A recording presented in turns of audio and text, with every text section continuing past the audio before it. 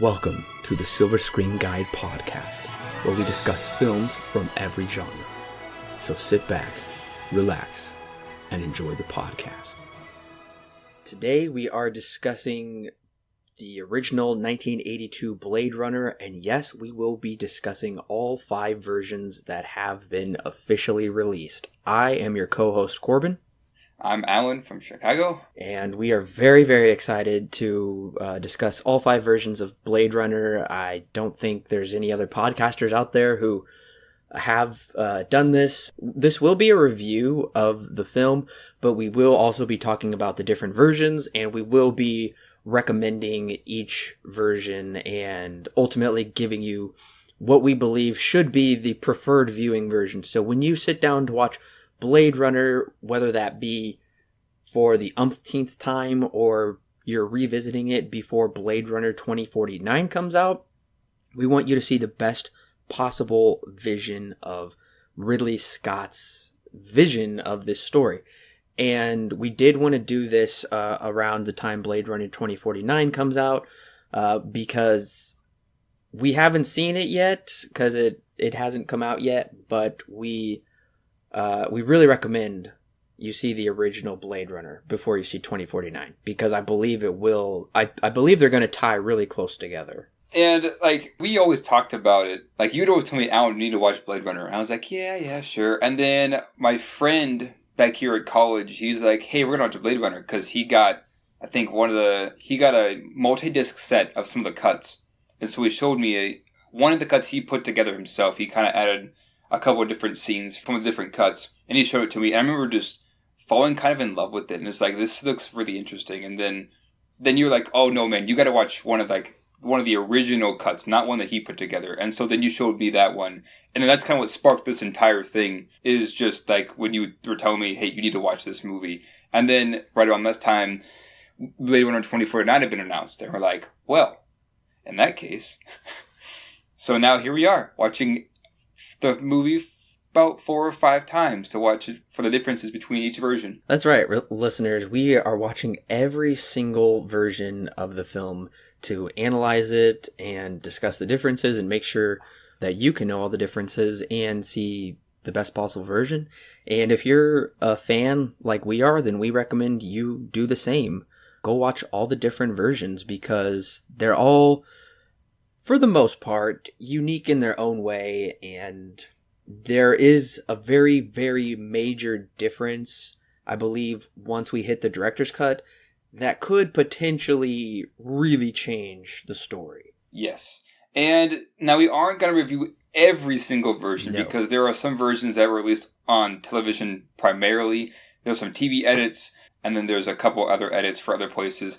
But we're just recording the main 5 that are out there. That's right. So we will begin talking about the work print version, which came out before the theatrical version. And for those of you who aren't familiar with the term work print, most films have a work print. It's kind of a rough edit that's close to completion, but not quite yet. It's mostly shown to test audiences.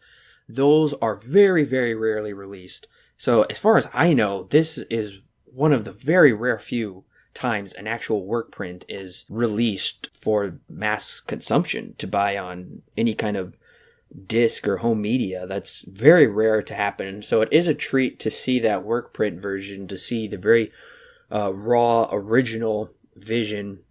And so we will be discussing that first.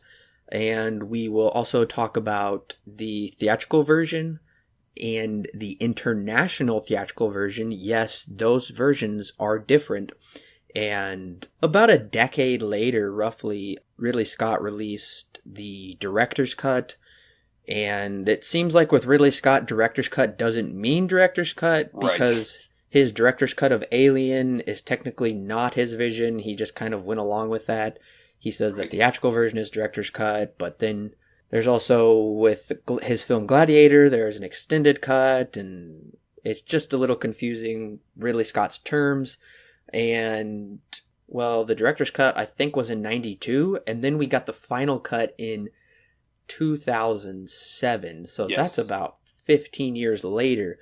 We got the final cut, which is Ridley Scott's definitive preferred version with updated visual effects and a totally cleaned up version. And I have the Blu-ray Digibook set with all 5 versions. It's got a really nice origami unicorn on the front, and it's got production storyboards inside of it. I'm sure some of our listeners have that also. I wish I had that. I'm having to watch all these off your Plex. Yes. And surprisingly, it's kind of crazy because 10 years ago, we got the final cut of Blade Runner, and now this year we are getting Blade Runner 2049. Right. It's a really long time from 82 to 2017, and it makes sense because Blade Runner takes place in 2019, which hasn't even happened yet. In a couple years, we'll be there. That's right. And this new one takes place 30 years after the first one. So Ridley Scott did not just... He kind of came up with this, but he kind of didn't, because it technically is based off of Philip K. Dick's short story, Do Androids Dream of Electric Sheep? Philip K. Dick was a very prolific science fiction writer. He did The Minority Report, which was big. I haven't seen it. I gotta see it. Steven Spielberg and Tom Cruise, he did that. He did... I want to say he did the story about A Scanner Darkly, which is a pretty good movie. He also did Total Recall. Oh, yeah, that's right. Yeah, he did a number of others also that are escaping me at the moment. And I always get him confused with Isaac Asimov, who did I, Robot and stuff like that. So I don't want to confuse the two and start saying things I'm not sure of. But like I said, this was directed by Ridley Scott, and it was also written by Hampton Fancher, who really wrote nothing of note except for this, and he is also writing Blade Runner 2049. And it was also written by David Peoples, who wrote 12 Monkeys and the Academy Award-winning Best Picture film Unforgiven, and he was nominated for Best Writing for that film.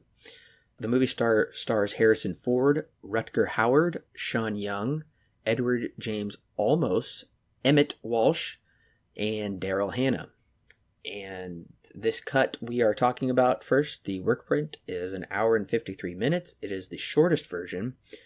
And the theatrical is, I believe, 1 hour and 56 or 57. It gets weird because you start splitting hairs, like some's 1 hour and 57, some's 1 hour and 56. It's weird. The film has an 8.2 rating in IMDb, which is pretty good. It is in the top 250 films. It holds the 141 spot.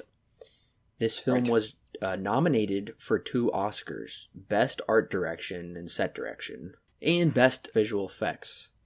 It had a budget of $27.5 million, and at the box office, the domestic box office, it grossed $32.8 million. Nobody has the foreign numbers. I'm not even sure if it really opened in the foreign market. Right. We only have domestic, and with opening weekend, it opened at number 2, grossing $6.1 million. I'm guessing that Blade Runner 2049 will open at number 1, and I think it'll have a pretty big opening because this film has developed a big following over the years. And I'm pretty sure with the name Denis Villeneuve on it, who just came off of Arrival, I'm pretty sure it'll get a pretty big crowd. Yeah, Denis Villeneuve is perfect for Blade Runner 2049. Absolutely. Because he did Arrival, which was science fiction, and had about 8 Academy Award nominations. Right. And this isn't the first time we've talked about Denis Villeneuve before. He's also done Prisoners, which is a review we did a while ago. That's right. And we will be reviewing, this month, we will be reviewing Blade Runner 2049. So this will be out to you first, so you can make sure to listen to the original film. And then shortly after that, we'll have Blade Runner 2049 out for you to listen. But it looks like Blade Runner was beat out by E.T., which totally makes sense. Yeah. Spielberg versus Ridley Scott, yeah. That would have been a fun year to be at the movies because we had Star Trek II, The Wrath of Khan, Annie, Poltergeist, the original, The Thing. The John Carpenter version is what I mean. Wow. Looks like Bambi was reissued. Conan the Barbarian was out. Rocky III. So it was a good weekend. Blade Runner, for kind of a sci-fi noir, detective noir, it did pretty well. Yeah, I mean that's a really good year for movies. I wish I was alive back in '82. Yeah, we're off by way over a decade. Yeah, a long time. Well, before we get into the synopsis, I want to warn you of a spoiler alert. Absolutely, if you haven't seen Blade Runner, don't listen to this if you don't want the movie to be spoiled. Yes. Because we are going to talk about plot points that will spoil the movie. So we want to make sure that spoiler alert is out there. Right. But without further ado, here is the synopsis. Rick Deckard, played by Harrison Ford, was a Blade Runner, a special detective who hunts down replicants, which are androids who imitate human life. Replicants are made by the Tyrell Corporation and are essentially used as off-world slaves, and they have built-in lifespans of about 4 years. So 6 replicants escape to Earth, so Deckard must come out of retirement to retire them, and retire them is a euphemism for termination. He meets Rachel, played by Sean Young, who is a special replicant who was created by Tyrell and works for him. But she is special because she has no built-in end lifespan. Deckard and Rachel strike a romance, but their situation becomes increasingly complicated since replicants are illegal on Earth, and Deckard's job is to terminate them. After great trial, Deckard retires all of the replicants, save for Rachel, who he goes off with into an unknown future. Well, starting off this movie, we get an overview kind of the main city. Then you get the music that comes in and then immediately just sets the tone for the entire film. I'm always kind of a sucker for cyberpunk, which is this kind of a style. A couple of animes that I can see maybe have harkened off of this is Ghost in the Shell or Cowboy Bebop kind of take this similar style of filmmaking and they move it into their own realms. But yeah, this opening is pretty great. Yeah, absolutely. It takes place in Los Angeles 2019, and it's not the Los Angeles we know today. Right. Because most of the movie takes place at night. Yeah. So it's a very dark but wonderful vision, and there's these like fire stacks and flying cars, and the American culture has fundamentally changed because there's like these street vendors. It seems very much old world now. Right. And there's like a new hybrid language out there of like German and English and Spanish like fused together. And it's a really unique vision, and it just really sucks you in. Absolutely. And that's the thing I don't really like about modern films nowadays. Like, okay, when we watched Ghost in the Shell, and I know we brought this up before, but when we watched Ghost in the Shell with ScarJo, one of our complaints in it was, hey, this world is too clean. Yeah. And it definitely seems like a lot of movies that depict the future that are being made now are depicting the future as this perfect place. But when you look at TV shows like Cowboy Bebop that do go into the future, they have a grittiness to it. And same with this movie, there's a grittiness to it that makes the world feel real, because it feels like if that was the future, that would be what it feels like. Nothing's perfect. It's really, really dirty when you get down into the slums and stuff, and things are not perfect, and it's meant to be that way because it'd be hard for you to have a world where everything is so perfect. I know that's like kind of like the 21st century worldview is striving for perfection or whatever, but seeing a movie that kind of goes against that and shows you, no, this is probably what life would really be like, makes it feel a bit more real, which is scary. Yeah, it does.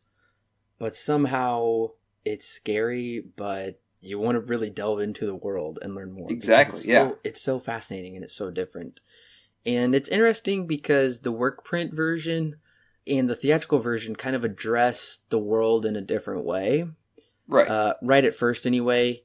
And it's interesting because the work print version has those very, very 80s opening title sequences, and it's it's not good. I'm really glad they changed that out for the theatrical version. Right. And we also get a dictionary definition from the New American Dictionary of 2016 of what a replicant is. And that is only found in the work print version. Otherwise, in the theatrical version, there's no definition. The opening music and credits is changed, and I love the music that comes with it and the opening credits. Oh, yeah, absolutely. Yeah. There's like exposition of the creation of the replicants and the creation of the Blade Runner unit. And I was kind of wondering, I know it's not addressed in this version, but it is addressed in later versions. Could the creation of the replicants and the Blade Runner unit mean something? That's a good question. Could it mean that the Blade Runners are possibly replicants? Replicants to hunt replicants? Well, okay, it does explain in the movie that a Blade Runner is somebody who's trained to know what an individual is or is not a replicant. And they do that by watching the eyes and watching the eyes fluctuate as you communicate with them and pulling out memories and stuff. And this is shown in the beginning. They're interviewing Leon, which is one of the replicants that Deckard has to go hunt down later in the movie. And you see this arm come up and it's watching the guy's eyes. And later in the movie, when we meet Rachel for the first time, Tyrell starts talking about the fluctuation of the pupils and all sorts of stuff that goes into human communication. And it's very interesting that it takes somebody called a Blade Runner to go hunt down a replicant and find out if they really are a replicant. It just kind of goes to show that in this future, things have gotten, artificial humans have gotten so realistic that we can't even tell unless we really get down to like analyzing like who they really are on the inside to find out if this person is or is not a replicant. And even in the movie, they address it. Like when Rachel was talking to Deckard, she asked, "Have you accidentally retired a human before?" And it just kind of goes to show that it's a very falsifiable system. The replicants are so good, have been made so well that it's difficult to tell. Even tests that are supposed to prove if they are or not a human or could be wrong. Right. And something that should be noted is a scene in the very beginning when we're looking out over the world is put back in, I believe, in the director's cut and definitely in the final cut. And it's a very close-up shot of Deckard's eye. Right. So, Yeah, so I'm kind of curious to see what you think, because eyes are definitely a big theme in this movie. Right. So what do you think the eyes represent? I mean, I guess like kind of the cliche answer is like the window to the soul. Right. You know, because eyes are a huge part of it. And I think I think eyes portray humanity. We see things with our eyes. We give expressions with our eyes. Like how we act. You know, we could act a certain way, but our eyes will tell the story of whether we're truthful or genuine. And eyes tell us so much. So if their eyes are human, then it's like, okay, well, does that mean they do have a soul and they are human in this way? I don't know. The movie really doesn't go too far into it. It's brought up a lot, but not overemphasized, or it possibly is emphasized. I mean, it's just not. They're not going to spoon feed us with what it means. Right. Yeah. They bring it up, but they leave it up to us to really think about what the movie's saying about them, too. Yes, and I understand eyes are also a big thing in other writings. Walt Whitman discussed it. In The Great Gatsby, there's the eyes of Dr. T.J. Eckleburg, and that's supposed to mean like the eyes of God are watching you. Right. And that could mean that eye, that like shot of the eye of Deckard's eye, it could represent some kind of like omnipresence, like there is some higher authority over the city watching them and watching everything play out. It's very interesting. I'm sure a lot of people have their own definitions, but it's pretty hard to crack, and it's pretty hard to say what it really means, since it could mean something different to everybody. Right. And I think you're definitely right on that, because one of the bigger themes of Blade Runner, if not the main point of Blade Runner, is what does it mean to be human? And as I discussed not long ago, the replicants in this movie are made so well that we have to have tests to see if they are or aren't a replicant, which we come to find out, may not be the perfect test. So yeah, I think that the eyes and stuff, since they do play a huge theme, and we do definitely see a lot of reflections in eyes too. Like we'll get into that we'll get into that a little bit later with the scenes with Rachel, and that's where they start to show themselves as the reflections of the retinas and stuff. But yeah, I think you're right. The eyes definitely represent like the human, like going into the soul and stuff, and what exactly it does mean to be a human, which may or may not just be the soul or the personality or something like that.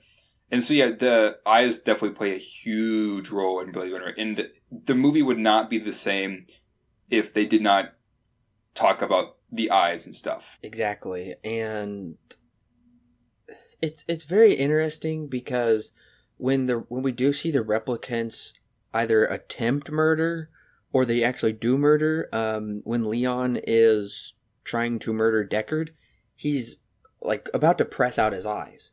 Right. And when Roy Batty does murder Tyrell, how does he do it? He presses his eyes like into his sockets and like squeezes the life out of them. So it's like he's taking that away, just taking that, like taking the world away from him essentially, because he's taking his sight and then he takes his life. Right. And yeah, and there's also a couple more themes that go into that scene when we get there, because that's also a hugely pivotal scene in the movie. Yes, it is. Something that I was very disappointed about when I watched the theatrical version is the inclusion of like an overlaid monologue by Harrison Ford in a lot of the movie. It was surprising, and I was very disappointed because it's terrible line reading. Because Harrison Ford didn't want to do it, right? Yeah, and you can tell. You could tell. He doesn't want to do the line reading, and the work print doesn't have it, and I believe only the theatrical version has it. But what it does is it spoon feeds the audience basically the director's vision, what's going on. It explains everything, and you have to listen to Harrison Ford. Like he's like, I don't want to do this, and it's just really bad. Yeah, it's definitely a huge studio decision. Yeah. You can tell that it's a studio decision. Harrison Ford came in, he's like, I just don't want to do this, and so he just kind of foamed it all in, and that kind of ruins the movie when your lead actor phones it in like that. I absolutely agree. I'm really thankful I wasn't introduced to this film with the theatrical version. Right. My first time seeing Blade Runner was a similar version to Allen. Allen's version was a little bit of a hybrid, but not too much. I got the final cut on DVD for Christmas, and that was the first time I saw Blade Runner. And I'm really thankful my first time was the final cut, because that's Ridley Scott's preferred vision, and it's the complete version. And if I would have saw the theatrical version with that dialogue, it would have ruined it for me. And I'm sorry, but the dialogue, it's very detrimental to this film, to the point of I would not go back to, personally, I wouldn't go back to the theatrical version. There's no reason why I would. Right. Yeah, and that's just kind of the problem. When the studio thinks that the audience doesn't understand the movie, so they try to dumb it down so they can't understand it, and at least in context, it didn't work.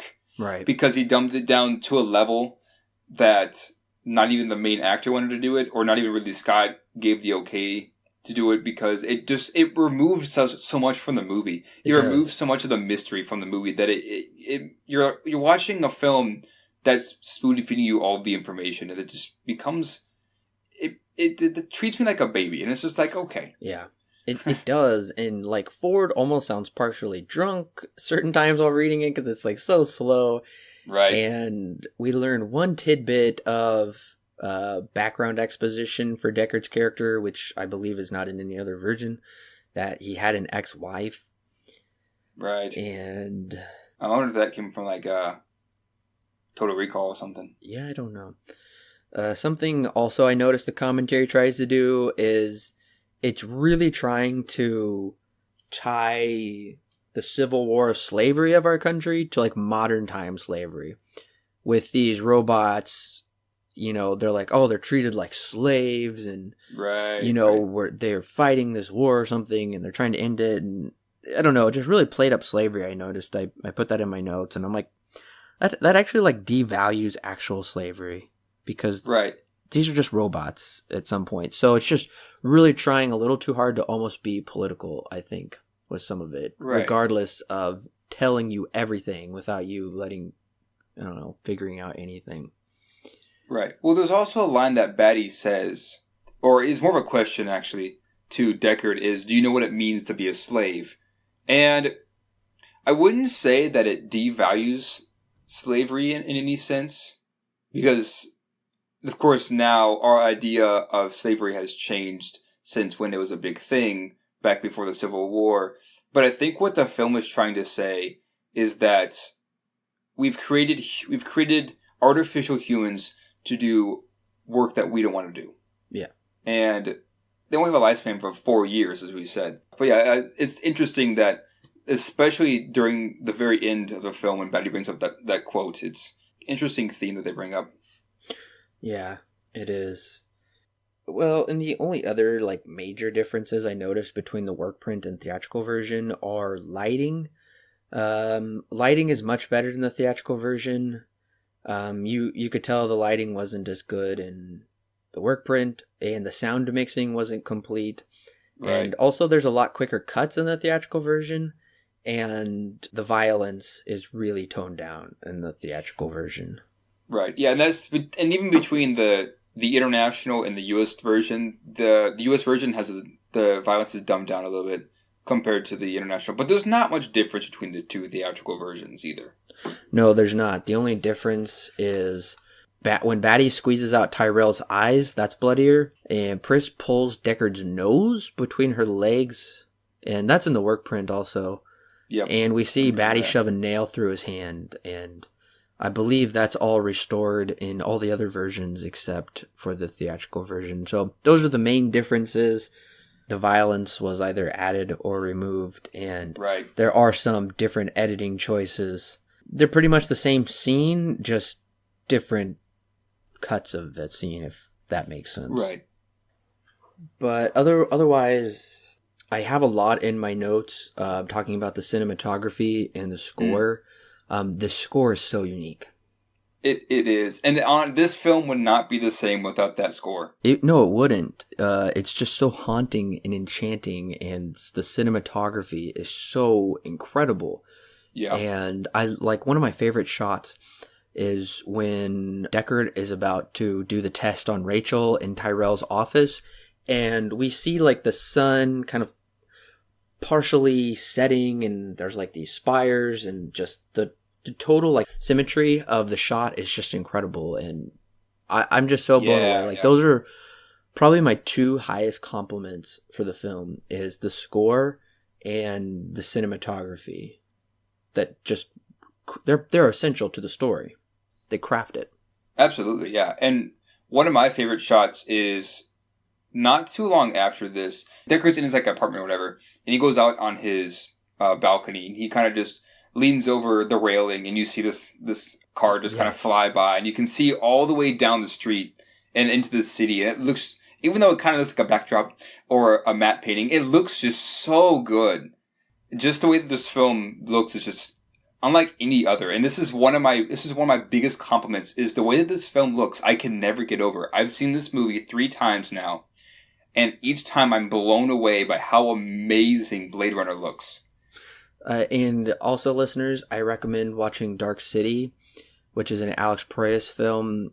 You could really tell Dark City took a lot from Blade Runner. It's definitely, as far as like set design and cinematography and everything, it's not as good, but it's similar. So if you want to see something that knows how to imitate it and give it props, then go with Dark City.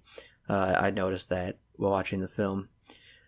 But kind of going back, because I had this in my notes, it's just really surprising, and it's just kind of a freaky thought, because Rachel doesn't know she's a replicant. She has pictures and she has memories.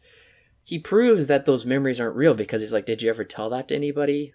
No, you didn't. So how could I know them? And she just like questions like, okay, well then what is it to be a human if I have these memories? And that's just so freaky, but pretty deep also. Right, yeah, and he says, yeah, they're actually implanted. They came from Tyrell's nieces. And he's like, those aren't memories that you've experienced yourself, they're somebody else's. It is, and I think it's important to point out that Rachel has the photo, and Leon, Roy calls them his precious photos. And we are like, I understand there's one photo in particular that he took, but there's also other photos that I'm pretty sure he didn't take. And I don't know if those are from his memories or things he's been collecting. But something very interesting is on Deckard's piano, he has a ton of old-fashioned pictures lined up. And they're portraits or, pictures of other people. And I'm like, okay, I'm wondering, like, is that his heritage? Is that his family? Or is that just things he's collected? And then it makes me start to question, well, we see these replicants have a fascination with their memories and their history and their heritage that isn't technically real, but it's real to them. So could that possibly be the same thing for Deckard? Is this a heritage that's not real to him? Or it is real to him, but not real in actual reality? Right, like are they memories that were just implanted? Right. He has a lot of those old photos. Exactly, and that's definitely a question that a lot of people have been asking, is Deckard a replicant or not? And there's no really clear answer. Of course, if you have the narration, it kind of answers it for you. But in the other cuts of the film, there's always this sense that Deckard may or may not be a replicant, and he may be a replicant hunting down other replicants and under the disguise of a Blade Runner. The film doesn't really answer that, but it definitely asks the question, which kind of makes me ask, where's the humanity in Deckard? Because he's quite a dry person when you get down to it. Which that could always just be when, like, they're kind of harkening back to those old film noirs, but at the same time, it's very plausible because the things that Deckard does, like the pictures on his piano, there's a lot of them. It could be that he just collected those from his job, but at the same time, it could just be memories that have been implanted in his mind. But at the same time, though, he never really does talk about his memories at all in the film, if you really think about it. So it could be that he's just self-aware. We don't know anything about Deckard's past at all. The only little bit we got was in the theatrical version, he says, I had an ex-wife, and, you can see why their marriage didn't work out because he doesn't seem like a very personable guy, and he was probably always invested in his work. It doesn't really make sense why he retired from being a Blade Runner, and we're supposed to assume he's like the best, and he's essentially forced into coming back to doing it. He's like, a lot of people are going to die. This is actually really serious. So you need to come back and do it. It's a very interesting setup, one that doesn't give us much to go off of. But if you really pay attention, there are a lot of clues that you can tie together. Definitely, yeah. And the film has a lot of different allusions to creation. Time is a really big theme in this also. We know, like, God created humanity supposedly with, we weren't supposed to die. But when sin entered the world, and we see especially in the book of Genesis, which is alluded to in this film, by the way. Right. We see that humans are living for so long, and then God is like, okay, humans will live no longer than 120 years. And we see Tyrell absolutely playing God. Then he realizes kind of the same thing. He's like, okay, man wasn't meant, or the replicants in this case, weren't meant to live forever. So then he puts a very short lifespan on them to fulfill their purpose. But Tyrell, at least in the beginning with these replicants, is not a very loving creator, because I believe it's insinuated with Pris that she's kind of a sex slave in a way. She's meant for pleasure, but they're also meant for like really hard labor, and that's why there was a revolution. And they're also meant for combat, so they're meant to do like a lot of the hard work that humanity doesn't want to do. Right, exactly. And It is kind of interesting too because when Tyrell and Batty have that conversation, it's kind of freaky because it's the creator talking to his creation that ends up killing him in the end. And it's also interesting though because he does create Rachel, who has basically an infinite lifespan, but then he also creates an owl that's fake. And they brought it up as like, is that fake? And then you see the reflection in the owl's eyes and all sorts of stuff. And it's an interesting theme that time plays in this movie because in the very last line of the film, depends on which version you have, is the guy who does all the origami shapes. You hear him echo from Deckard's mind. He says, "It's a shame that she won't live, but then again, who does?" And he's kind of right because although 4 years may sound like a short time to us as like humans, we only live to be about 75 anyways. So when you really look at the timeline, how much difference is there between 4 and 75 years? Yeah. And that we see the replicants really are the replicants that came. The whole purpose of coming is not to destroy their creator, but for them to gain more life. And this also kind of is very mythological in a way, Greek mythology and other things like that. And like I said, this is also tied into like ancient Jewish literature and like biblical literature. We see Roy Batty say, "Fiery the angels fell," and these replicants are almost like these beyond human creations, and they like fell. These fiery angels fell. And that's in the book of Enoch, and it's also in Genesis chapter 6, which is interesting because there are 6 replicants, and 6 is the unperfect number. 7 is the perfect number, and 6 is It's not the perfect number. So there's a lot of play with numbers and time, and the very first thing we see of Batty is he's like clutching his hand because I think that's supposed to mean like his body is like freezing up, and the first line he says is "time enough." Like that could be taken 2 ways. Like there's time enough for me to accomplish what I have, or like I've had enough time, I'm done. What he means is there's still enough time, but then at the end it's like I've had enough time. I've accomplished it. Like he like has like this perfect understanding of everything. It's so amazing. And also not too long after we meet Batty, he says, "If you could only see what I've seen with your eyes." And he says the same thing at the end, which is probably like one of the greatest monologues in cinema history. It's so amazing. Absolutely, yeah. He says that line for the first time. He's talking to the guy who creates the eyes for the replicants too. Yes. It's not like they can go directly to the creator for Tyrell. They're trying to go... They go to the Asian guy with the eyes, and they go to J.F. Sebastian, and then finally they go to the ultimate creator, Tyrell. Right. Yeah, they kind of just go up the ladder of... Because one guy creates the eyes, and then J.F. Sebastian created, like, the mind and stuff, or whatever. And then, then they finally get up to Tyrell, who created, like, the soul, or whatever, and stuff for him. Right.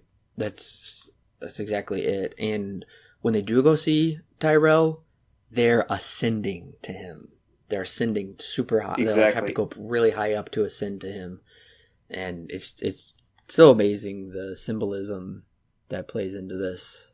Right. And it's also kind of interesting, too, because the only way they can get up there is through J.F. Sebastian.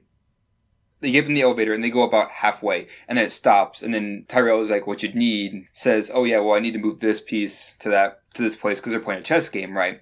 And then he's like, "Oh yeah, okay, come on up," and stuff. And so yeah, it's very, very, it's kind of biblical in a sense because not just that, but this movie's also very philosophical as well. It's interesting that this kind of a sci-fi movie isn't all about like explosions and what can we make this look cool and all sorts of stuff like that, just have a good time, but it's also like making you think like inwardly about yourself and about your life and stuff like that, and how much time do we have left and all kinds of stuff like that. It's really, really interesting. Yes, and something I think that we should bring up is that alludes to Deckard possibly being a replicant.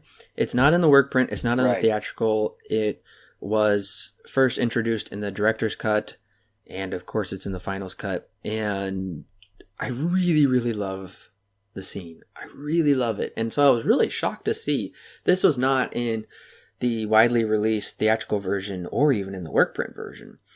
And it's when Deckard is like playing his piano and he's kind of falling asleep at his piano, and he's dreaming of a unicorn. He couldn't have an actual memory of a unicorn because unicorns don't exist. But it's like, well, wait, is that a memory of a unicorn that's implanted in him? Or is it a dream? And I really think it puts in context the very end when Deckard sees that the other officer that's kind of been with him throughout the movie, he's left a unicorn right there on his front doorstep. And that is okay. Yeah. Because Deckard pulls the same thing on Rachel because he's like, oh, you did this and this when you were a kid. And she's like, but how'd you know that? And he's like, because those are implanted memories. And then the guy, it's like, well, how did, that's just very eerie. And I'm sure that would be a very, very eerie thing for Deckard because he's been dreaming of a unicorn or remembering a unicorn. And then he sees that unicorn at the very end. And that's just like, neither of you are going to live because we know who you are. It's not explicitly stated, but that is the biggest insinuation aside from the other kind of hints that we've been talking about that Deckard is actually a replicant. It's crazy. Right. It makes the story even more interesting when you find out that, when you get that question of, oh, is Deckard a replicant or not? Because there are things that are leading to him being a replicant, and like the unicorn and stuff like that. And then at the very end, you get the uniform, and then you get that line that said from the guy before who made those origami shapes of, it's too bad that she won't live, but then again, who does?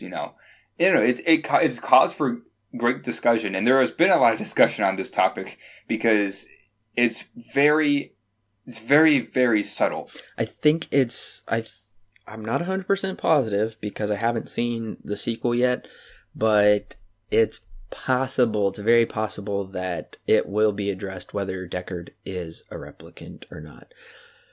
I'm kind of hoping that it's not addressed because it's just one of those mysteries where it's like, well, that's a mystery. Don't explain it to me. I just want to live in that mystery and that wonder of whoa, I don't know. That's amazing. But I don't think Denis Villeneuve would mess it up because he said in interviews he absolutely knows how much is riding on this and how precious this film is to fans, and he's not going to screw it up. So I have faith in him, but I'm just saying it's possible to expect some kind of answer in Blade Runner 2049. Right. I'm sure that he'll be careful because there are different versions of this film that say different things. So depending on which version the audience has seen, they may or may not get that sense of, oh, is Deckard a replicant or not? Or in the work print, doesn't even talk about it. It is true. I guess we'll find out. It's true. And you mentioned something earlier that I think is really important to just briefly discuss, is when they do go meet Tyrell, and we learn that Tyrell has been playing chess with J.F. Sebastian. It's just interesting because this whole movie is like a game of chess. Because there's pawns, and there's kings and queens and knights, and they all have their own roles to play, very specific roles that they can operate within. And we see, I guess these replicants would almost be like a pawn in a way that are used, but they're trying to usurp the king and overthrow the king. And you notice that in the game, J.F. Sebastian, he's so smart because he's doing the game, moving he knows the pieces and where they go in his mind. He puts Tyrell in check, and then he puts him in checkmate. And we see right after that, Roy Batty says, "It's not an easy thing to meet your maker." And Tyrell says, "What can he do for you?" Batty says, "I want more life, Father." Or depending on which version you see, he says something else. But yeah. I was really surprised by that because that's a like really crappy change. Yeah, I don't know. Maybe it was just used to get that R rating. I don't really know why. For the listeners who don't know, in the work print, he says "Father," and then in the theatrical, he says "I want more life." F word. So I was like, wait, what? It totally ruins the biblical illusion because Tyrell calls him the prodigal son. And clearly he's their father and whatnot. And it's just interesting because Tyrell says, "You were made as well as we could make you." And it shows you that he's truly not God. And their kiss on the lips is like striking. But in the story of the prodigal son, he runs up and greets them and kisses them. But then we see in this story, the son in the movie crushes the life out of his father and usurps him. And in a way he does. It's just so deep. There's just so much to it. Right. And yeah, it's interesting that it brings in that story of the prodigal son with Batty, because Batty kind of essentially goes off the deep end, and he's like, "Oh, I want more life. I can't live this way because I'm going to die soon." And it's also kind of interesting because that kind of relates to the story of the prodigal son. With the prodigal son, he runs off to spend the money that his father gave him, which is like the inheritance or whatever. And then he spends it all and like just kind of goes wild with it and doesn't have much thought with it, and then he is forced to come back home because he cannot survive on his own. And it's interesting because Batty, they have to run off and they're forced to go somewhere else that's not on Earth because otherwise they'll be taken out by the Blade Runners. And when he comes back, he's like, "I need more life. Like, I need more life." And that's when he talks to his dad, the father, or Tyrell in this case. But then this is where the story kind of takes a turn, and then he ends up killing the father. Right. Well, in the prodigal son, he says, "My son was dead and is alive again." And now he's saying, "My son has been alive and now you're about to die. I can't give you more life. I can't throw you a banquet. I'm not truly God." And it's just amazing because, like, it would just be so crazy because the creation is, like, debating with him because he's saying, like, "Well, what if we do this or change this?" And Tyrell's like, "No, we haven't figured out, like, I can't just, like, give you the fountain of youth. All of a sudden it doesn't work that way." Rachel was made so she could do that. He figured it out by then. But with them, even if he had figured it out, he specifically planned to destroy them. So it's a very kind of like dark vision of this worldly God in the movie. It also kind of brings in an interesting theme of humans can't be God in the first place. Yes. Because then this happens, is, our creation is reflecting of what we've created, and what we are on the inside is not necessarily the greatest thing all the time. I also love how this is not really a cliche film, because a cliche film would take this theme of, "Oh, we have created robots and then they turned on us," when that's already happened and we're facing the aftermath of what Tyrell has done. Even though, like, there is, like, this flaw, I do see that the movie ends with hope. And I'm not talking about the crappy theatrical version hope. We'll talk about that here in just a second. We see at the end, like, Roy is pretty much losing his mind, and he's acting kind of like part animal, part human, and he's saying weird things, like playing this tic-tac-toe of going to heaven. He's like 6, 7, go to heaven, 8, 9, go to hell, something like that. Really weird things, but he's kind of like contemplating this stuff, and I don't think he's really trying to kill Deckard. I think he's just like playing this game with him where, I don't know, maybe in a way he's like trying to get him to like appreciate his life. He's like, "See, my life is ending." We just get this really beautiful ending monologue that is just so incredible. And I read that the people on the set like had tears in their eyes, were just like in awe, tears in their eyes after this was done. It's just so amazing. And it's also really poignant because he's holding a dove, and in the Bible, the dove came down from heaven and descended upon Jesus, which was the Holy Spirit. And this movie deals a lot with what is the spirit, what is human. And we see Batty clinging onto this dove, or potentially the Holy Spirit. And when he says time to die, he dies, but the dove is released and ascends upwards, which is total symbolism for, I believe he's like made peace somehow with the true creator, and it's possible somehow he has some kind of eternal soul that like transcends into heaven. And that's like something that's so hard for me to like comprehend and understand. Right. But the movie seems to insinuate that is the outcome. Right. One of the things he says that I absolutely love is that he says, my life is like tears in the rain. Yes. And it's kind of a really powerful, it's one of my favorite lines in the whole movie. It's because he's kind of right. Because you could be crying, but it's also, and especially this time, it's raining. And it's kind of like it cleansed him of all the things that he's done before to get to where he was at. Because he could not find eternal life where he tried to go to. And eternal life in like a physical form. And so when he's on top of that building with Deckard, he says that line, and then he's like, yeah, time to die. And then he's like, at that point, he's accepted that there's no way you can get around it. And it's really, really good, just the way that this film kind of pulls that whole thing together and rounds it all out. Because every replicant, except for Rachel, up until this point, has been killed by Deckard. And Deckard, instead of killing this one, he kind of just lets him die on his own. Yes, and that's why I was saying I'm glad he didn't like shoot him and kill him, because it's really not about that. It's really not about like, I'm hunting you, I'm trying to kill you. Because we see Deckard is about to fall to his death, and Batty saves him. He didn't have to, but he's just like, it just goes so much deeper than that. And Batty says, I've seen things you wouldn't believe. In the 4 years that he's been alive, he's like had like an incredible life of seeing amazing things. But then he says all of these moments will be lost in time, like tears in the rain. And that's just like mind-blowingly beautiful and poignant.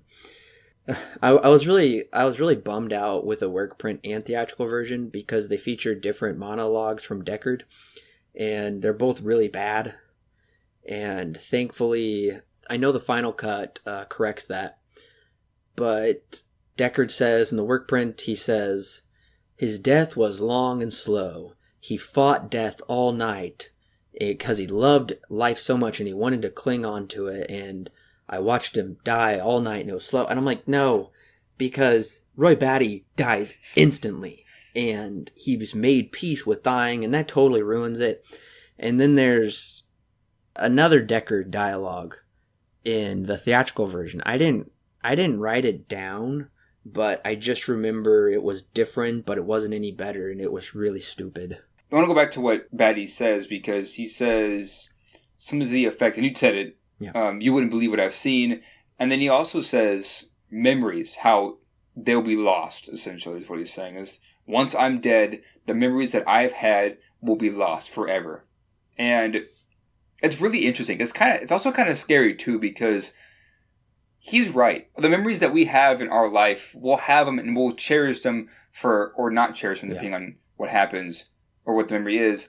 But we'll have those for our entire life. But once we die, they're lost. And that's it. No other human on Earth is going to be able to know what our memories were unless we shared them, of course. But yeah, it's kind of scary that his line is that, the memories that I've had, real or fake, they're going to be lost. Yeah, and I really thought about this a couple years ago when my I think he was my great Uncle Orlin, passed away at the age of 97.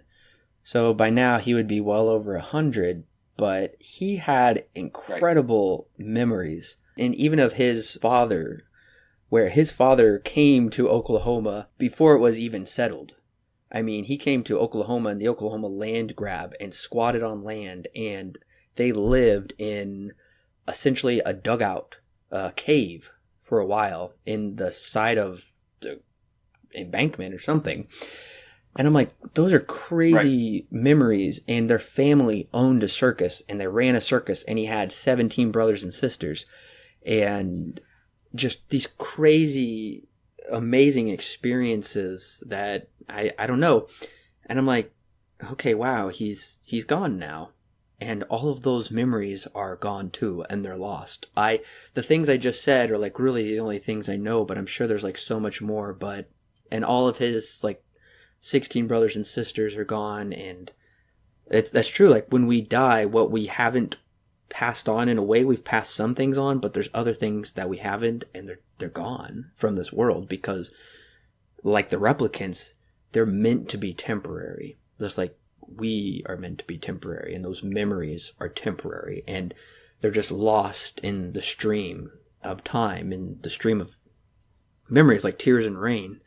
And so it's very applicable to our lives, like especially when you start thinking about it. And it's like, I come from this ancestry, but I don't even know most of it. I just know what I know when I came into this world and what's been told to me. I don't know how much of that is real, or that's kind of been implanted in me in a way, or whatnot. But it's just eerily close to real life. It also kind of makes you wonder, in psychology, and I learned this from my psychology classes, that when we think of something or remember something, like a memory, whatever, what our mind does is it basically pieces back together information and stimuli that we've had during that experience, and it recreates as best as it can that experience. So when it comes to our memories and stuff like that, when we think about something, our mind is recreating that to the best of its knowledge. And so that's why when we remember things, we're able to recall what we were feeling and stuff at the time. So it's also interesting to know, it also kind of ties into like the way that the replicants think of their memories, quote unquote, when they're implants and stuff, is because they're not their implants, they're somebody else's, and they were just implanted into their mind. And so it's also interesting because we have those, and then we also have what Batty was talking about, like the things that he's experienced while he was alive. And then we also have Deckard, who dreamt about, or depending on which version you see, dreamt about that unicorn running through the field. And you know, it's kind of interesting to make those two connections, how our minds piece things together. And now it could just be that now dreams are a different thing. We're not entirely sure about those. But I know that memories definitely, when we think about something in the past, it's always a recreation of what happened. And technically, we can kind of like fabricate memories, because somebody can, like my parents can describe to me something from their childhood that they have a memory of, and like you just said, that memory is not completely how it happened, because we're doing our best to piece it together. But then I can remember that too, because they told me and they explained it to me, but that's not my memory, you know? Just like with Rachel, and he's like, that's not your memory. She's like, but I still remember it though, you know? And that's really weird. And I'm kind of wondering what the replicant's view of experience is. The movie doesn't really explain that. That's not exactly what the film's kind of going for. But at the same time, though, when it comes to memories, it's our experience. When we remember things, it's from our viewpoint, because it's kind of the only viewpoint that we can fully, completely understand. And so it's kind of interesting to relate that to the replicants, is that when they make a memory, when they make memories and stuff, or memories in general, they're experiences that we can tell other people, and we can try and have them understand what it was like, what we were doing during that time, but we will never fully understand the complete context and the experience, because we have not experienced it for ourselves. Yeah, you're absolutely right. But something else I want to briefly mention before we give our ratings and recommendations for the work print and theatrical versions is Deckard is sitting on the roof, and that cop guy comes. I never remember his name. It's like Geff or something like that. He says to Deckard, in the work print at least, he says, "You've done a man's job, sir." And I'm like, right. Okay, either he means that as just like a compliment, like, you've done a great job, but it's just a weird way of saying it. you've done a man's job? Like, that just almost implies to me, like, you've done this job as good as a man could do it. Because, like, if he isn't actually a man, then, I don't know, that's just another little hint. Either it's something you can just dismiss, or you could potentially read into it. Which I think Ridley Scott wants you to do. Right. And I know that depending on the version, the line's different. In one it says, "You've done a man's job, sir. I guess that means you're through, huh?" Or in, I think, the final cut, or one of the versions, it says, "You've done a man's job, sir. I suppose that means you're one of them." But it's so ambiguous that it could just mean he's a cop again. It could just mean that he's fulfilled what his whole life has been meaning. And it could mean a lot of different things. And the movie doesn't really explain what exactly the line that he says means. It is also kind of interesting that he says he's doing a man's job. I don't know if that means like a policeman's job or like an investigator's job. I don't know. It's an interesting line that just raises even more questions as to who exactly is Deckard.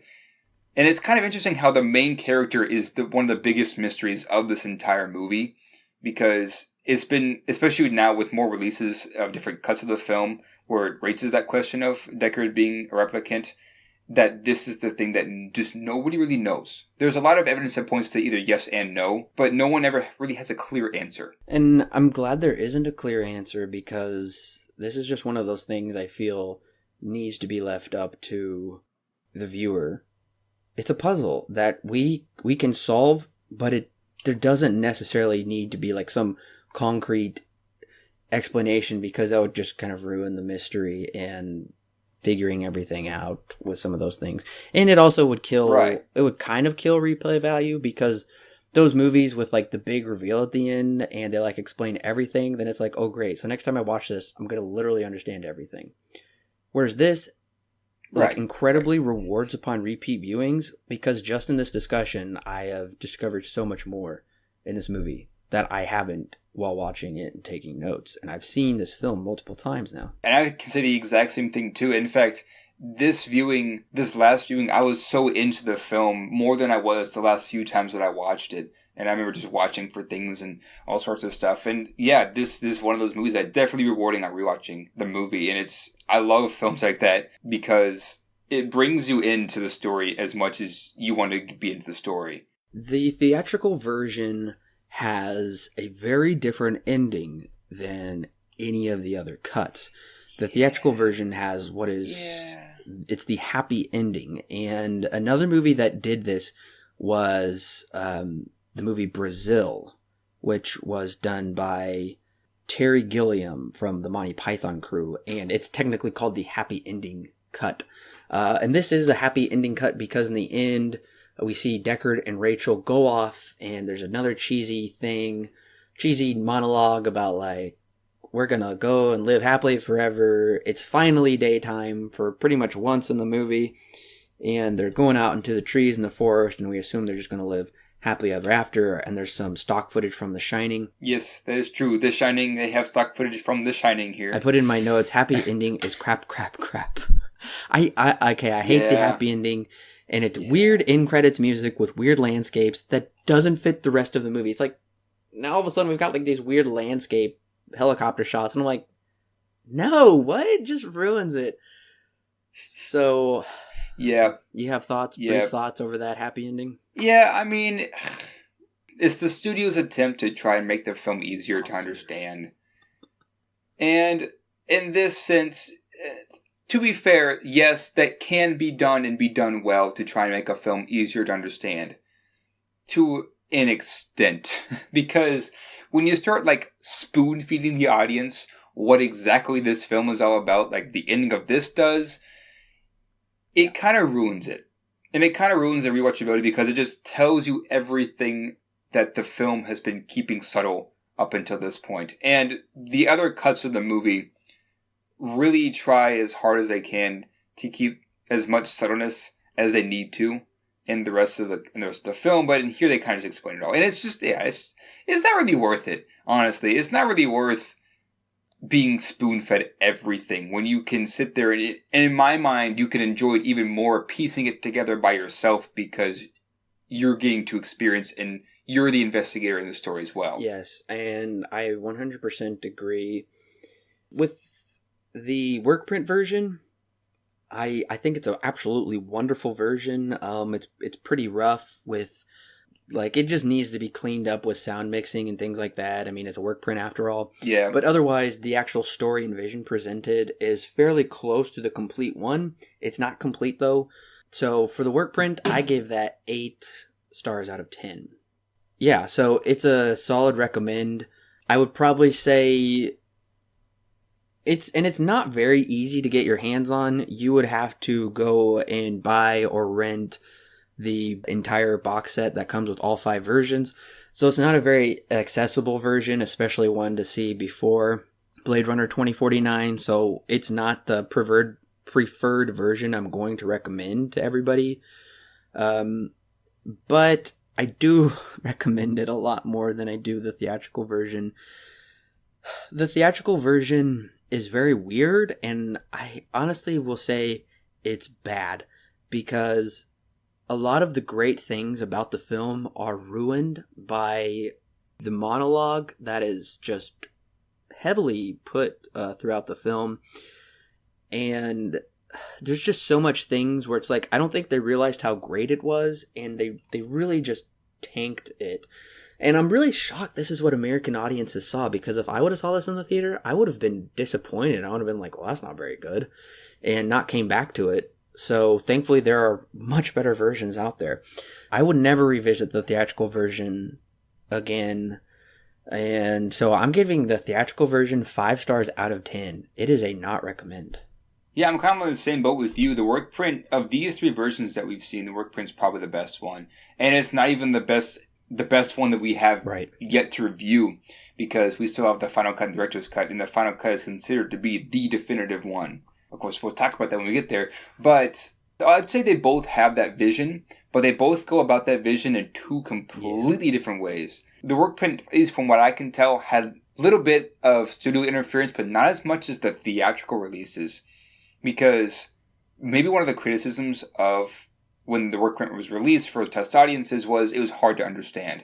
And in the studio's mind, that means, I guess, in this sense, they have to add in the monologue and they have to explain everything. And that just ruins everything, because then you're not giving the audience anything to think about. And then it's just not really fun anymore. So yeah, I would say the work print for me, 8 out of 10. Definitely, it's a pretty solid recommend. It's, like you said, it's hard to get your hands on. There are better versions of this film to come anyways. If you can watch it, it's definitely interesting to see what the original cut was of Blade Runner that was shown to all the audiences. That is very rare to ever see one of those being released. And when it comes to theatricals, okay, so the international and the US are pretty much the same. There's a couple more violent acts in the international than there is in the US. I think it totals like a minute extra, or not even that, because it's the same stuff with the blood. Right. It's basically insignificant. You can see either one and you get the exact same experience. Yeah, I would say maybe 7 out of 10. And that's being kind of gracious, because they have the same vision. The film has the same vision that the work print does, but it goes about it in a way that just did not work. That's the thing. It just didn't work. It still looks great. It still sounds great. In fact, it sounds probably better than the work print version. Yeah, the lighting is a lot better also. Right, and like all the aesthetics in the theatricals everything's just kind of been upgraded except for the monologue, and that just kind of ruins everything. That ruined it for me. So can you recommend the theatrical version? I would say it's a slight not recommend, which is interesting because it's a 7 out of 10, which should technically be recommend. I would say no, slight not recommend because of what I just said. It's easy to get your hands on it, yes. If you had a choice between the work print and the theatrical, it's probably 2 of the more rougher cuts of Blade Runner. I would go work print because it may be rougher, but you're going to get more out of it than the theatrical version. So yes, 7 out of 10, slight not recommend. Hopefully that confuses you. Well, I'm just glad that you don't recommend the theatrical, because it's just not worth the viewer's time, because it's really not the best vision. And that monologue was just so bad. There's just things that were just so bad that I was like, okay, I'm not going to watch this again, and I can't recommend anybody else watch it, because it totally just messes up the movie. On to the director's cut. Now, the director's cut was officially released, I believe, about 10 years, right? After the after the theatrical cut. It was released on VHS. Yeah. I remember that. Yes, the director's cut was released on VHS. I believe it's in my... Yes, it was released in 1993 on VHS. Okay.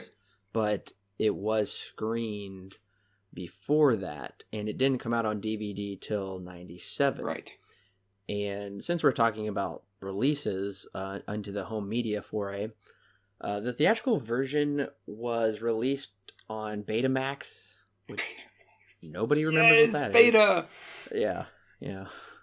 Betamax and VHS in 1983, which was just about a year after it came out.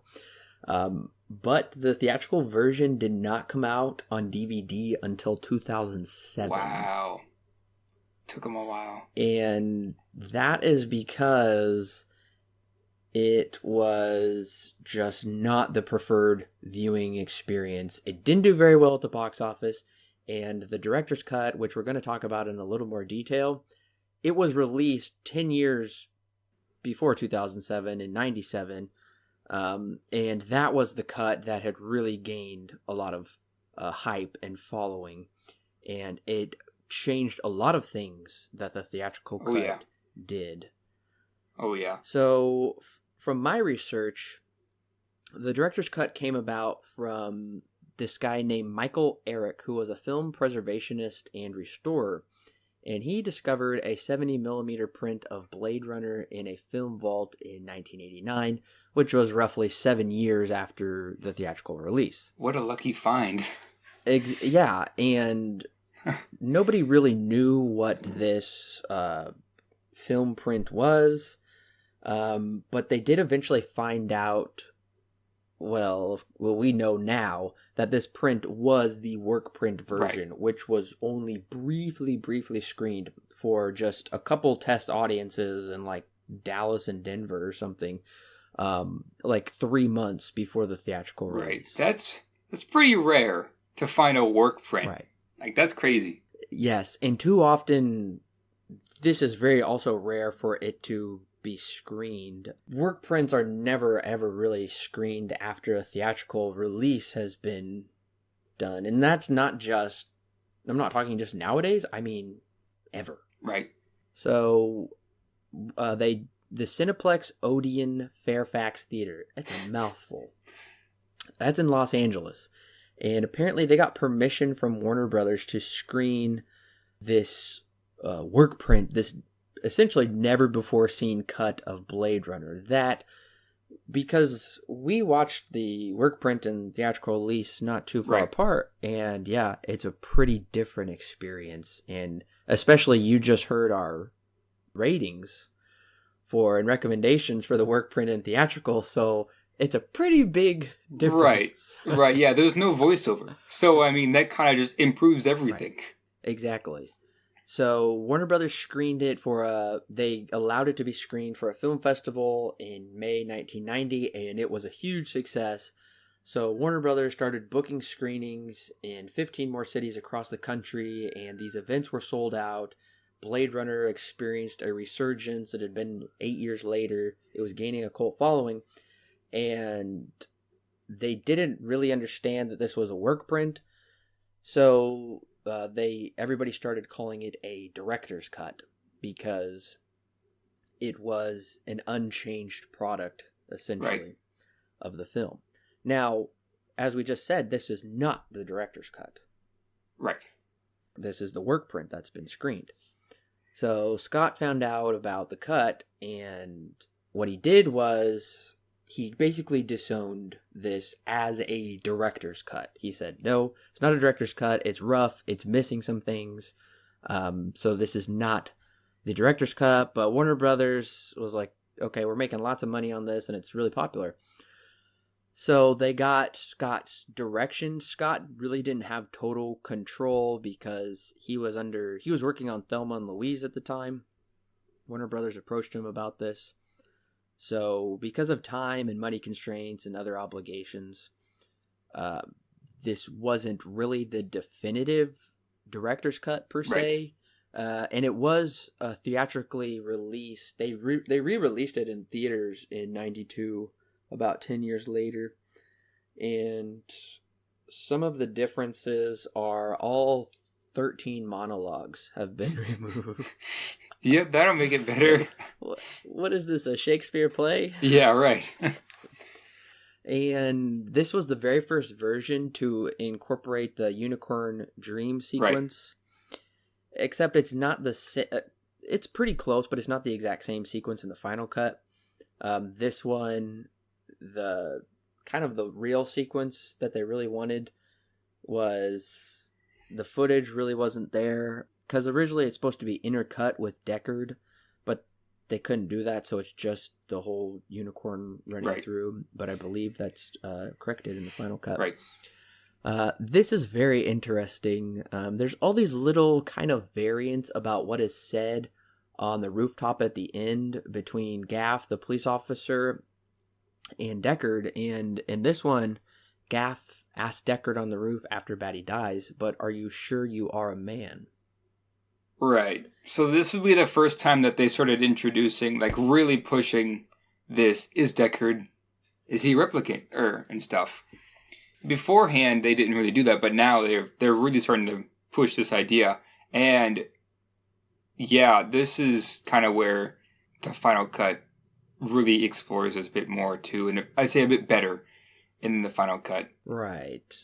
And it should be noted, though, this line really kind of, even though it's supposed to be questioning, it just brings out that question like too much instead of like leaving it more ambiguous. Right.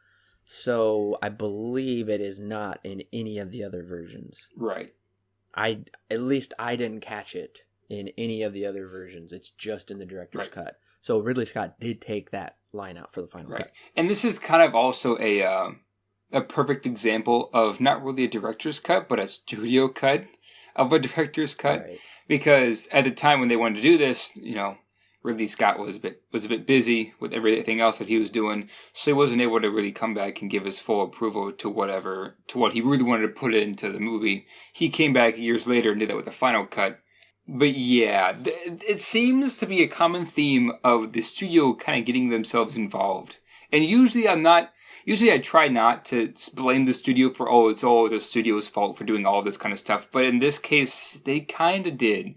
It's kind of the studio's fault that Blade Runner didn't get as much money in the box office when it first came out after the work print with all the monologues put in and stuff like that, because they wanted to dumb it down for the audience and try and get them to understand what's happening in the story.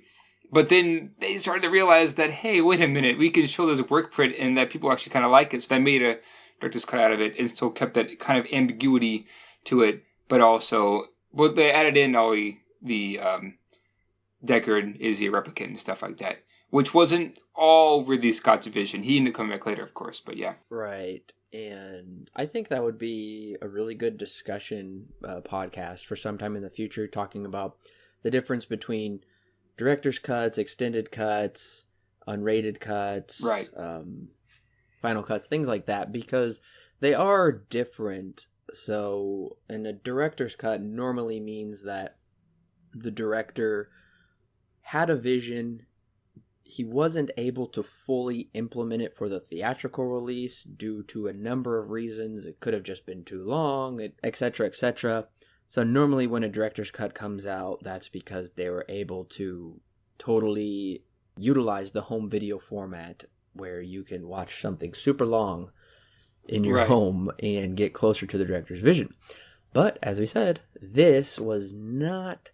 It was closer to Ridley Scott's vision, but it wasn't exactly his vision. Right. And he wouldn't get to do that vision for, quite a while longer. This was assembled and released in the early 90s, and kind of in the early 2000s, like early to mid 2000s, they did start work on the final cut. And the final cut was briefly theatrically released in this month, October 5th. Wow. 10 years ago. Oh, wow. So that's pretty cool, considering 2049 is coming out this weekend. Right, exactly. And yeah, this is where Ridley Scott was like, this is my vision for the story. And it's regarded as the best version of Blade Runner that you can watch. And, I mean, we'll get into what our opinions are on that a little bit later. But yeah, I mean, it's one thing to call something a director's cut, and then it actually be the director's vision, because as we were talking about just a second ago, with the director's cut here, it was more or less the studio director's cut. And it wasn't necessarily the studio's fault in this case, because Ridley Scott was just busy. But when he came back, he actually made his own vision. And it kind of makes me want to ask the question of how many director's cuts that are released now are actually the director's cut. Okay, we'll bring in, say, Batman v Superman, because with that, when it was theatrically released, it was 2.5 hours long, and they had severely cut the film down. And when they released the extended edition or the director's cut or whatever, or I think it's, what is it called? Ultimate edition. That's it, the Ultimate Edition. They added in half an hour's worth of content, which more or less just kind of padded out the story to make it flow a bit better. But it really didn't add anything to the story per se. So I think maybe even the director's cut, the phrase director's cut now has been kind of skewed a bit compared to what it actually really should mean. Yes, that is true, and it's also true not to, and even when like extended versions are released, it's important not to read that as a director's cut. Right. And this is also interesting because something, I know we briefly mentioned it earlier in the podcast, but just to remind listeners, Ridley Scott's Alien director's cut is, in his own words, technically not his cut of the film. All 4 movies were being assembled for re-release in a new package, and James Cameron and I can't remember the guy who did the 4th one, some French guy, and Ridley Scott came together, but David Fincher did not come back actually to put together his thing. That's why it's not called a director's cut. James Cameron doesn't believe in using the word director's cut. He always likes special edition. But like I said, that's for another podcast. Right. Yeah, I mean, we also have the Avatar director's cut, air quotes, which is... We got three cuts. That's right, Avatar. Yeah. That's right. Well, that's a rabbit hole that we don't need to get into. But normally what Scott puts out in theaters is his vision. And I would say that's more so the case after Blade Runner. Because he normally doesn't do these director's cuts. And when he does, he normally regrets them. And pretty much that. But this was also called the 25th Anniversary Edition, marking when it came out 25 years ago. And some little tidbit of trivia is, sadly, I didn't get to go see it, but this final cut was screened in Wichita, Kansas in the summer of 2015. Are you serious? I'm serious. I totally missed that film festival, but I did come in on the heels of it, and I did get to see 2001: A Space Odyssey in theaters, which was incredible. Well, that's not too bad then. It's that made up for it. But as I said, this was briefly theatrical released, and in December of 2007, it came out on Blu-ray, HD, DVD, and regular DVD. And the big changes are there's the fully intended unicorn dream sequence, and also it has all the violence and alternate edits and stuff that were really in the international cut, and I believe possibly in the work print. I can't remember, because they're just kind of these minute details that do get hard to keep track of. But this is Scott's final cut. This is what he wants you to see. That's why go to Amazon. I just did this before we talked about it to see what cuts of Blade Runner I could buy. And I think it's possible to get the theatrical version through their streaming service as like a digital file, I think. I wouldn't recommend it though, clearly. You can get the director's cut. It's just on DVD, I'm pretty sure. And the final cut is really the only one that's really widely available. Right. Because like I said, it's on Blu-ray, DVD, and they just put out a 4K release of it, and I'm not sure how easy it is to get your hands on that right now. I looked last night, and that looked like that might be either pretty pricey or pretty hard to get your hands on at the moment. I've heard it looks amazing, though. But I have heard that, too. I heard that it's one of the best 4K restorations of older films ever. So I would love... I mean, the Blu-ray of the final cut looks gorgeous, especially when comparing it with the older releases. This cut just looks gorgeous, and that's something else Scott did was kind of change the aesthetic and kind of with lighting and the color palette. Right. It's really enhanced a lot in the final cut. So I would say this final cut looks gorgeous. Oh, absolutely. Looks gorgeous. Absolutely. This is definitely the best looking one of all the cuts that we've seen so far. The director's cut and this one both look the best, but the final cut by far looks the greatest. Yeah. I would love to see this on a 4K screen. That would look amazing. I've heard really good things. Yeah, they actually are screening, in my hometown, they're screening a double feature of Blade Runner and then Blade Runner 2049. Oh, that'd be so cool to see. That would be really quite the experience to see both films back to back. And thankfully, the final cut was the cut I was first introduced to, and pretty much the cut you were introduced to as well. Pretty much the final cut. If I hadn't seen the final cut at first and I had seen probably something besides the director's cut, I would have been very sour on this film, and it probably would have been hard for me to get into. Right.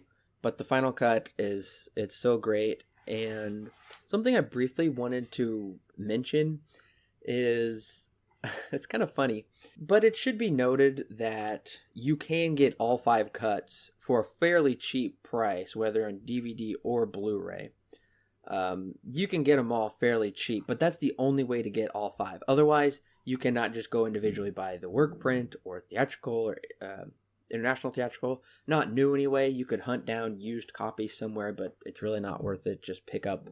That's what I did. I have the Blu-ray digibook of all 5 cuts, and trust me, it's worth it. And there's a couple other editions out there that are out of print. There's like a big Blade Runner briefcase thing and something else. So wow. There's some cool stuff out there. That's pretty cool.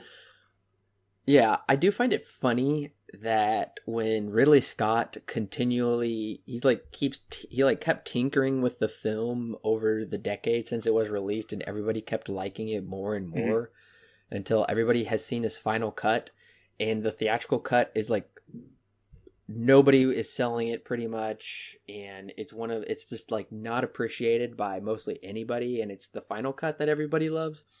But when George Lucas takes his theatrical cut of Star Wars and tinkers with it, everybody's like, I can't believe it. What have you done? And it's just World War III. So I find it funny. I do think not as many people would be up in arms about that if George Lucas, or I guess Disney now, would release those original cuts. So you have a choice, just like what Warner Brothers did with this. You can pick any version you like, essentially, and go with it. But this is one that did get better with age, and I do believe the visual effects are also enhanced. He did do some visual effects enhancing for the final cut. And yeah, like you were saying, it's kind of the opposite story between more releases of this film kept getting better, and then we have Star Wars, which more releases of the same film kept getting arguably worse. Especially when you change things like when when Greedo shoots first or whatever. But okay, this also makes me want to ask the question: where would Blade Runner be if that work print was never found in the vault? Because if you really think about it, it would be just a lost masterpiece, or a lost potential masterpiece, if you really think about it. Right. Because it would be just kind of a studio mess that kind of came out, and the work print would of course just be gone forever because it's a work print. But it also makes me wonder, like, how many other movies so hammered by the studio that they ended up just not being what they should have been.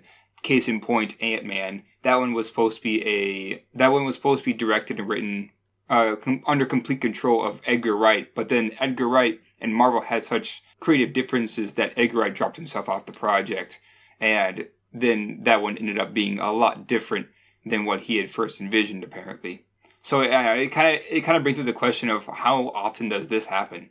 Luckily, Blade Runner was a special case, and someone found the work print, and now we have this amazing cut called the final cut that exists, and not the theatricals. But yeah, how often does this happen, do you think? That's a really great point that I didn't think about. Addressing... Well, okay, I'll briefly address what you have to say about how often does this happen. And I do know that there are some infamous cases. The big one that's coming to mind right now, which I haven't seen, but I've just heard, is called All the Pretty Horses, which I believe is a book, but it's a movie starring Matt Damon. And that was incredibly messed with the studio. So apparently there was like some kind of, full cut that was just brilliant that I don't know why, but it'll never see the light of day. And what we have is like a vastly inferior edition. And I know there's been a number of movies like that. And it really is too bad. And it makes me sad because, for instance, this really wasn't technically fully studio interference, but like with Metropolis, that was like 2.5 hours long. And there was so much footage that was lost. So it was only like barely over an hour and totally changed and tons of stuff missing, but there's a couple different versions, and finally there's the complete Metropolis. So there's numerous other examples that I would love to discuss in another podcast, but it happens more often than it should, and there are some just masterpieces out there that in their present form aren't masterpieces, and there's the sad possibility that we'll never get to see what they could truly be. And it does happen once in a while, like with Sergio Leone's Once Upon a Time in America. I heard the theatrical's good, and there is some kind of expanded version, but it wasn't until, I believe, like last year, and Sergio Leone's been dead for quite a while, and this movie, starring Robert De Niro, has been out for many, many decades. Many, many decades. But they just released like some 4-hour expanded version. That's a really interesting director's kind of thing. That's a really interesting backstory behind that. But like you said, yeah, it's just too bad when that kind of stuff happens. If you just let the director do what he wants to do, then it's just normally going to be great. And the studio doesn't have any business doing that. But then kind of coming back to addressing what you first said, that's a really good point, because if Michael Eric and whoever else was with him, if they didn't find that work print of Blade Runner, we wouldn't be here right now. I don't know if Ridley Scott would have gotten the opportunities that he did. Now, I can't really say that for sure.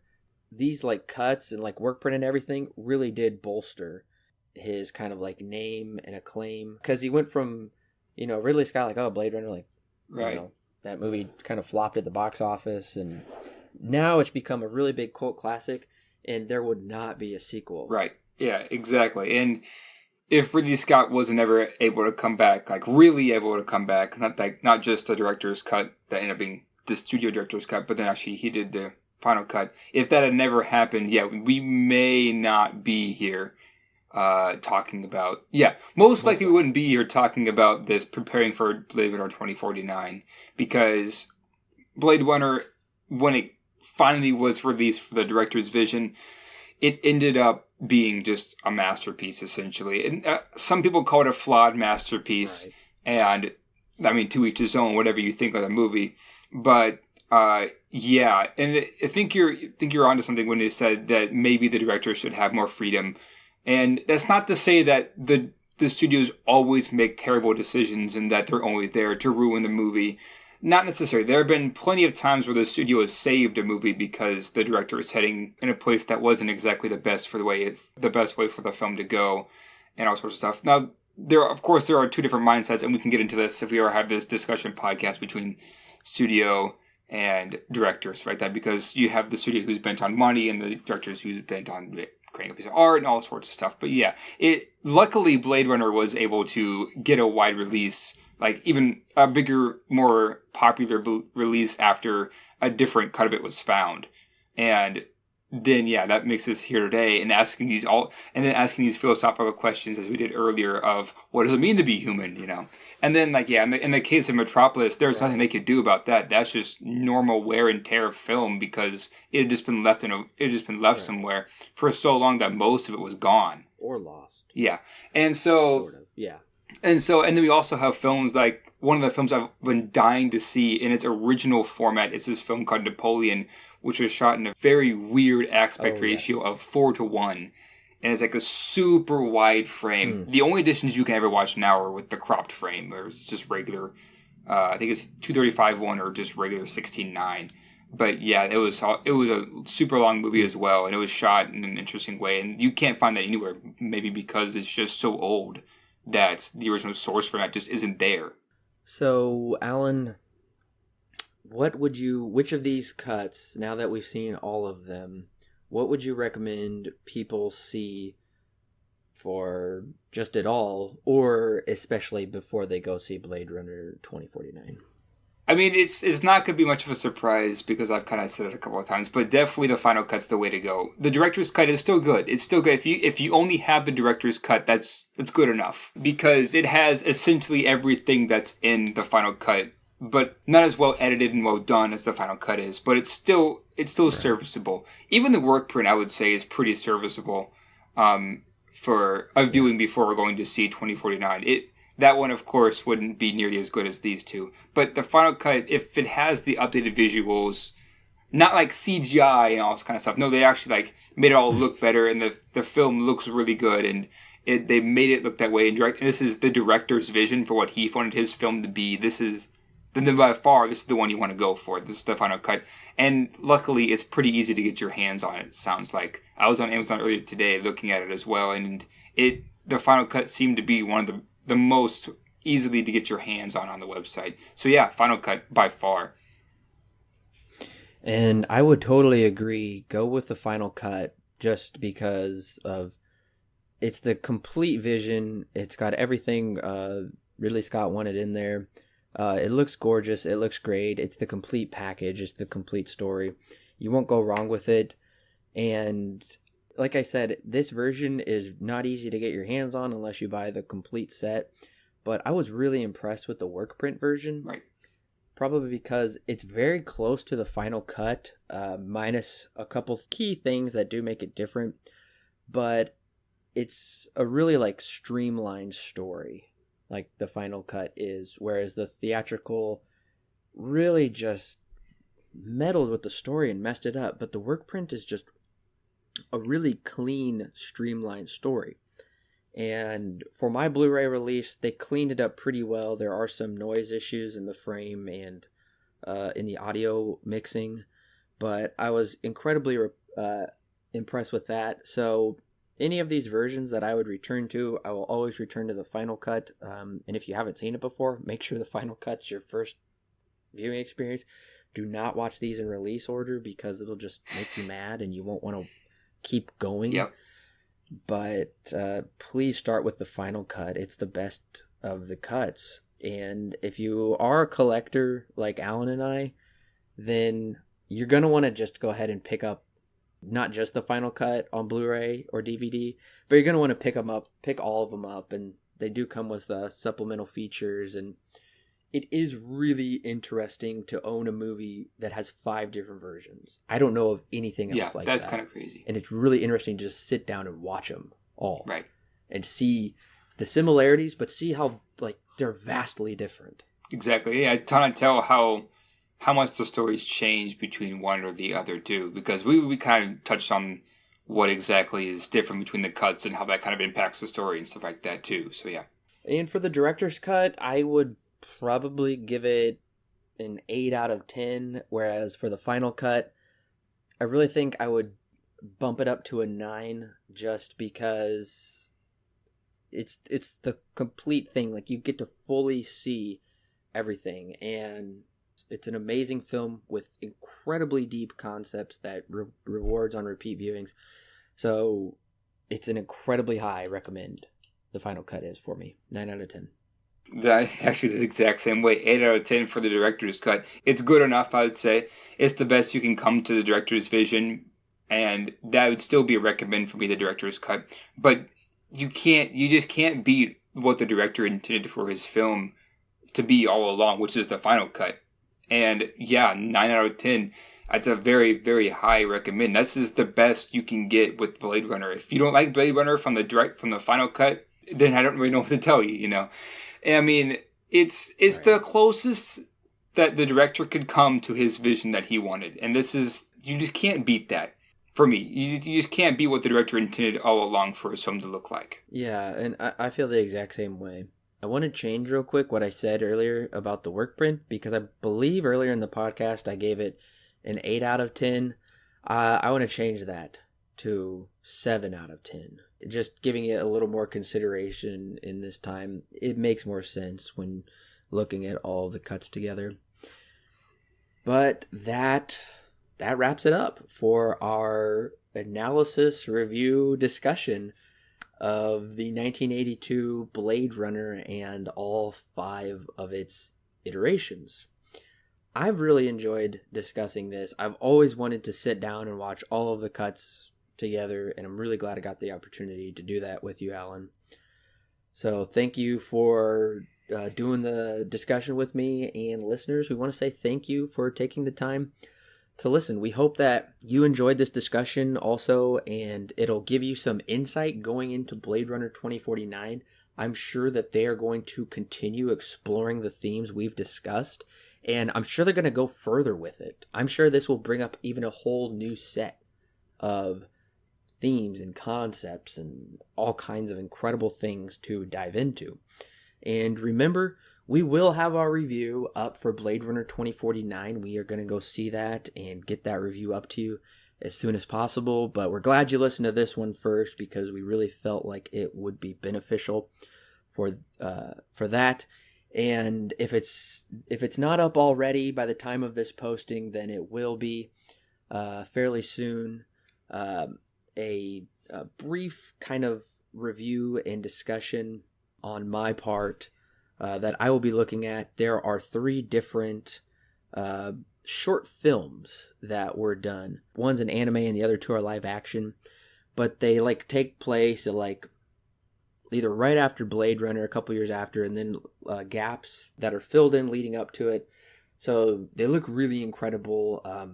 They are pretty invaluable pieces to kind of bringing the 2 Blade Runners together, because a 35-year gap is a pretty big gap. A lot happens in that time. So I'm going to do a really quick review and discussion over that, kind of decipher what's going on, tell you what you need to know. Make sure to look for that if it's not already up. But we just want to say thank you again for listening, and make sure to go to the website and subscribe with your email so you can sure to stay up to date. The email comes out every Friday, and it has everything that we publish, so you can always stay up to date with what's going on. And of course, it always goes to our social media, so make sure to check the social media for updates of the different posts that we do. And we really appreciate all of the listeners all around the country. We're really humbled by that we have so many listeners listening from all across the world. So a big thank you. And if you enjoyed this discussion of Blade Runner, we went a lot deeper than most people do. Right. So make sure to share that with your friends, post it on social media, get the hype going. And we also have 2 podcasts up that are available for purchase. Those are special bonus podcasts. They're just $1.99. Very, very cheap. And especially the one that I would have to recommend right now is we have a Denis Villeneuve podcast of Prisoners, and that podcast is 3 hours long. Incredible. We spent so much time getting into that film. It was ridiculous. Yes, we deciphered that film till there was nothing left to discuss. And there's still more to discuss. And there's still more. Go ahead and purchase it for $1.99. It's going to really enrich your experience. I think it's an incredible Denis Villeneuve film. I would love to do a retrospective of his someday, and I guarantee you that we will.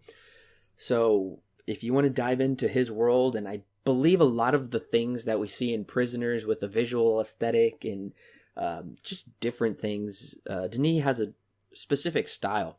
So make sure to pick that up, and any little bit helps us publish these podcasts and keep the lights running so we can keep bringing you more great content. But we love doing this, and we really appreciate for your listenership. So thank you again so much, and we will see you back for Blade Runner 2049.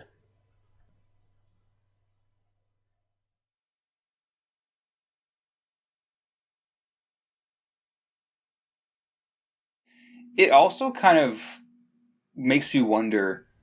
Crap, what was my thought? This is a good thought. Trust me, it's a good one. I just remembered it. Crap, what was it? Okay, yeah. On to the director's cut. So what kicked off the director's cut? Because it had been officially... Wow, I'm saying too much like that. Okay, redo.